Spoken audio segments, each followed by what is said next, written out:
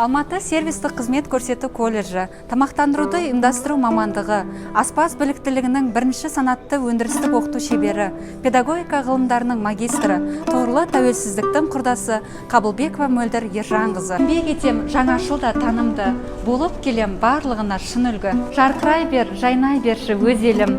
Еңбек етіп алға басып келемін. Аспаздықтың ақ жолына бастаған, болып шығар болашақта хас маман. Сіздерме білім алушылар, көңіл күйлеріңіз қалай? Жаңа сабақты бастауға дайынсыздар ма? Олай болса, жаңа сабақты бастамастан бұрын, сабақта кім бар түгендеп алайын. Дулатұлы Мейіржан.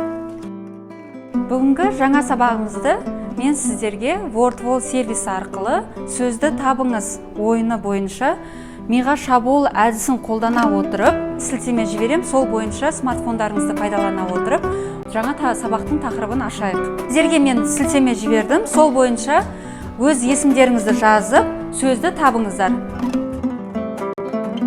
Сонымен білім алушылар, бүгінгі жаңа сабағымыздың тақырыбы WorldSkills стандарттарының элементтерін пайдалана отырып, балықтан жасалған стейк дайындау. Сабақтың мақсаты WorldSkills стандарттарының элементтерін пайдалана отырып, балықтан стейк әзірлейді. Сол стейктің жіберілу температурасымен дайын тағамды ұсыну әдістерімен танысатын боламыз. Білім алушылар, бүгінгі сабағымызды бастамастан бұрын 5-ті ережесін еске түсірейік. Тәртіп, талап, тыныштық, тазалық және татулық. Еске түсіре кететін болсақ, тәртіпті сақтап, талапты орындап, бүгінгі сабағымызда тыныштықты орнатып, тазалықты сақтап, күнімізді татулықпен аяқтайық. Бір-бірімізге жылы лебіздер айта кетіңіздер. Балалар, сабағымыздың келесі кезеңіне өту үшін 2 топқа бөлінетін боламыз. Сіздерге көксерке балығы көрсетілген, мұнда ақсерке балығы бар. Осы балықтарды қармақпен аулау арқылы 2 топқа бөлінеміз. Келіңіздер, кезектесіп келіңіздер.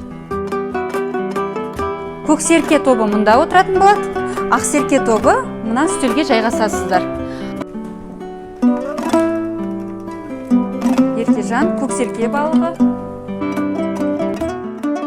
Үйге берілген тапсырманы WordWall сервисі арқылы, лабиринт қуу ойыны арқылы сіздермен қайталап өтейік. Мен қазір сіздерге сілтеме жіберем, сол сілтеме бойынша кіріп, ойынды ойнайық.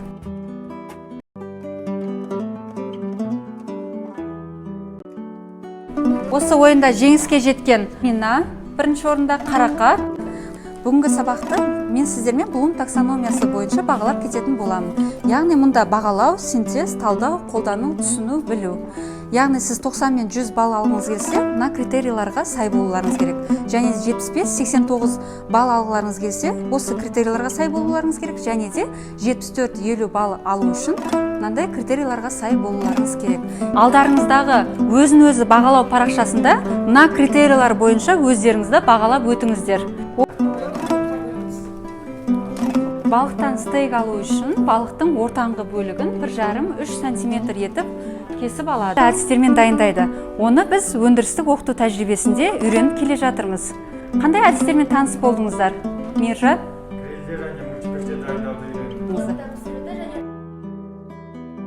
Стейкті әзірлегенде ерекше дәм мен иіс беру үшін не қосылады екен? Кім айтады?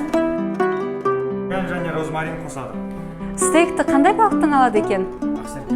Нұсқауға өтпес оқу зертханасына кірер алдында біз сіздермен техникалық қауіпсіздік ережесін еске түсіре кетейік. Ол үшін біз сіздермен ақиқат және жалған ойын ойнайық. Дұрыс па, дұрыс емес па?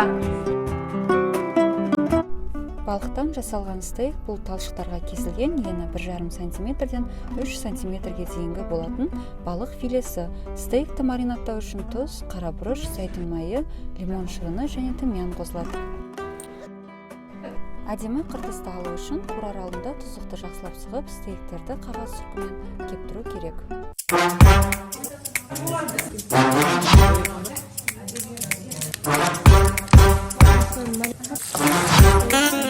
Тағамды жасаудан бұрын технологиялық картаны міндетті түрде қолдану керек.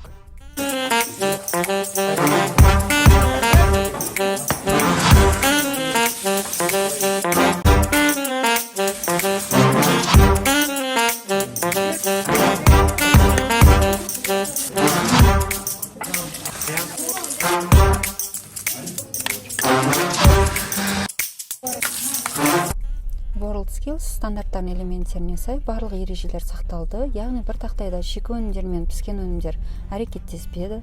Ұсынар алдында шикі өнімдер қолданылған жоқ, 30 см тарелкамен ұсынылды. Сабағымызға кері байланыс ретінде сот талдау жасайық. Қорытындылай келе, бүгінгі сабаққа барлықтарыңызға 90 мен 100 балл аралығындағы баға қойылды.